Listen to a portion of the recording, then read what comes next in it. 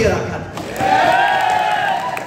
আমি আপনাদেরকে অন্তঃস্থল থেকে কৃতজ্ঞতা জানাতে চাই। আজকের এই মঞ্চ, এই অডিটোরিয়াম, একটা মুহূর্তের জন্য আমার মনে হয়নি যে আমি বাংলাদেশের বাইরে আছি। জাপানের মতো দেশে, প্রশান্ত মহাসাগরে ঢেউয়ে বেষ্টিত একটা আইল্যান্ড, সেই দেশে এরকম একটা প্রভিন্সে বলতে পারি আমি এরকম শত শত আমার বাংলাদেশি ভাই বোনের সামনে কথা বলছি, এর চেয়ে গর্বের আর কিছু হতে পারে না।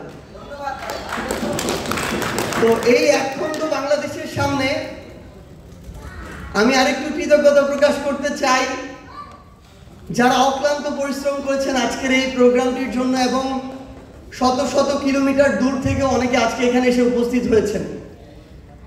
ইনশাআল্লাহ আমরা একসাথে আমাদের কাঙ্ক্ষিত বাংলাদেশকে আমাদের সাধ্যের সবটুকু দিয়ে গড়ার জন্য যে কাজগুলো করা দরকার আমরা সেগুলো করব। আমি আমার এই ভাই বোনদের সামনে আমার 1 বছরে দেখা বাংলাদেশকে নিয়ে কিছু কথা বলতে চাই। জুলাই 24-এর আগে বাংলাদেশকে আমরা যেভাবে দেখেছি, অগাস্ট 5-এর পরে বাংলাদেশকে আমরা সেভাবে দেখিনি। সৌভাগ্যক্রমে সৃষ্টিকর্তার ইচ্ছায় খুব কাছে থেকে বাংলাদেশ নামক রাষ্ট্রটা কিভাবে পরিচালিত হয় সেটা দেখার একটা সৌভাগ্য হয়েছিল।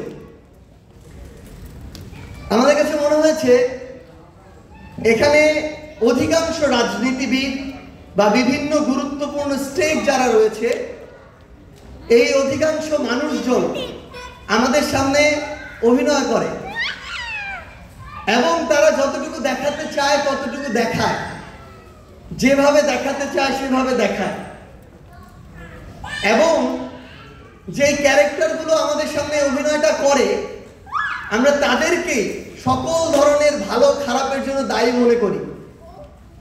কিন্তু পর্দার পিছনের যে ডিরেক্টর, প্রযোজক, চিত্রনাট্য নির্মাতা, স্ক্রিপ্ট রাইটার, তারা আমাদের সবসময় চোখের আড়ালেই থেকে যায়।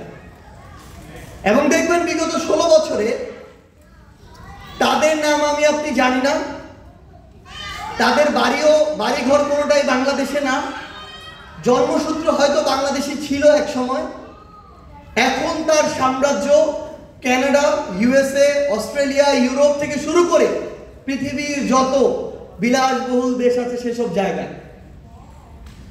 এবং এই স্ক্রিপ্ট রাইটার যারা আছে, ডিরেক্টর যারা আছে, তাদের একটা এম্পায়ার আছে। এই এম্পায়ারের বিভিন্ন ক্যারেক্টার আছে। এই ক্যারেক্টারগুলো প্রত্যেকটা গুরুত্বপূর্ণ ক্ষেত্রে আছে। বাংলাদেশের রাষ্ট্র পরিচালনা, রাজনীতিতে আছে, আপনি যদি দেখেন আমলাতন্ত্রে আছে, প্রশাসনে আছে, মিডিয়াতে আছে, ব্যবসাতে আছে, এবং সাধারণ জনগণের ভান ধরে অনেকে আছে, এজেন্সির ভান ধরে অনেকে আছে, বৈদেশিক বন্ধুর ভান ধরে অনেকে আছে। এই অল্প সময়ে সরাসরি দেখার সুযোগ হয়নি, কিন্তু মাঝে মাঝে কাছাকাছি, ওই যে আগুনে পড়িনি কিন্তু আগুনের তাপ পেয়েছি, সেই জায়গা থেকে আমার মনে হয়েছে যে এই বিষয়গুলো পুরো বাংলাদেশের সামনে আমার যে ভাইরা লড়াই করেছে তাদের সামনে তুলে ধরা দরকার। প্রত্যেকটা জায়গায় এই একটা অসাধু চক্র আছে। আমরা অসাধু চক্র বলতে কাউরান বাজারের কিছু ব্যবসায়ীকে বুঝি, কাঁচা বাজারের কিছু ব্যবসায়ীকে বুঝি, দ্রব্যমূল্যের দামের ঊর্ধ্বগতির সাথে সম্পর্কিত কিছু ব্যবসায়ীকে বুঝি। কিন্তু এর চেয়েও বড়, এত বড় বড় অসাধু চক্র আছে যেগুলোর নামও আমরা কখনো শুনিনি, চেহারাও কখনো দেখি না, কিন্তু প্রত্যেকটা পার্সেন্টেজ তাদের ঘরে পৌঁছে যায়।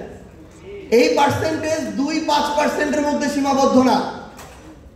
আপনার দেশের বড় বড় বাহিনীর যে অস্ত্র সরঞ্জাম কেনা হবে, আপনার বাহিনী সার্বভৌমত্ব রক্ষায় যে শক্তিশালী হয়ে উঠবে, সেই হয়ে ওঠার যত ধরনের সরঞ্জাম, যন্ত্রপাতি এবং ব্যাকআপের প্রয়োজন, তার জন্য যত বরাদ্দ, সেই বরাদ্দের অধিকাংশই ওই বড় বড় কুমিরগুলো খেয়ে ফেলে, যেগুলো সম্পর্কে আমাদের বিন্দুমাত্র ধারণা নাই। এখানে ওবায়দুল কাদেররা, ওই পীর সাহেব নামক ভ্যাকসিন কোর পীররা, দরবেশরা এখানে তাদের থেকে একটা অংশ পায়, কিন্তু তাদের বড় বড় পীরগুলো বিভিন্ন জায়গায় বিশ্বের বসে আছে। আমি অল্প সময় আমার সহযোদ্ধা হাসনাত, নাহিদ, আসিফ, নাসিরউদ্দিন পাটোয়ারি ভাই, এখন তাসলিম যারা আপু এসেছেন, আরো অনেকে আছে, হয়তো সবার নাম একবারে বলা পসিবল না।